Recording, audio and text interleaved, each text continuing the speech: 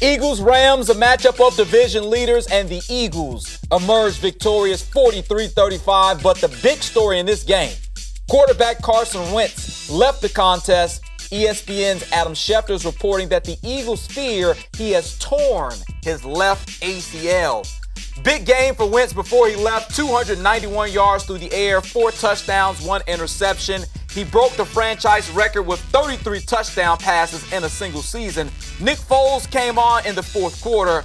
Dylan, the Eagles were able to clinch the NFC East division with this win. I ask you, if Foles is the quarterback going forward, maybe into the playoffs, just say that was the case. Right. Do you think the Eagles can still win a playoff game and get to the Super Bowl? Will the expectations remain the same?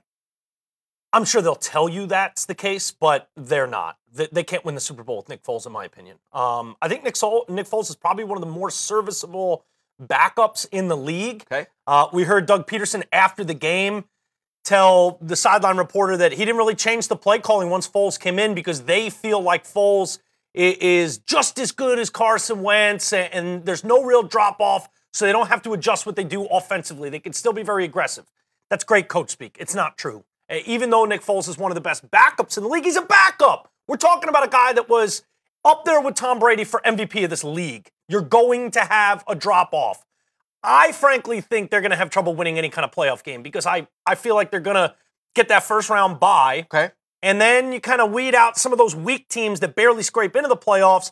You're going to be talking about a heavy hitter. You get one of those teams in the NFC South or, a good team. I don't feel like even at home they can beat a good team in the second round of the playoffs with Nick Foles. They certainly can't win a Super Bowl in my mind. Maybe I can wrap my mind around them winning one playoff game. That is the max. That's their ceiling with Foles. Because when you look at the Eagles, they do have a solid rushing attack. Especially now with the Giants. The Giants was pretty good today against, and LeGarrette Blount. Now, Foles, we have seen him have that sensational season with Chip Kelly. Yep. So he's had some big moments. In this game, when they were trying to ice it and milk the clock, he was good. He had a big third down throw to Nelson Aguilar to get a first down. Great throw. So he can make some plays. You just want to get he make enough to win a Super Bowl. Is that asking too much? What do you think about my assessment there? Maybe a playoff game, and that's absolutely the best case scenario is they can win one playoff game, no chance at the Super Bowl.